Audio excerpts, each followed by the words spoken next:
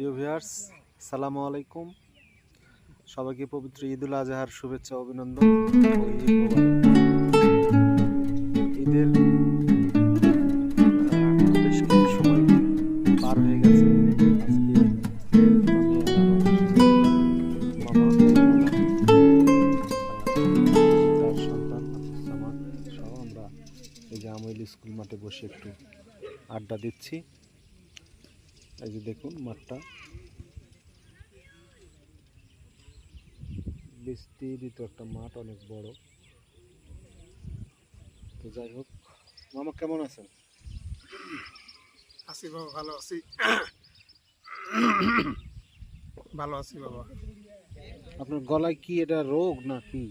মানে কথা বললে আপনি আহা করেন কেন? কেটে দেবো কেন? না কাটে দেবো না, আপনি বলেন। কাটে দেবো।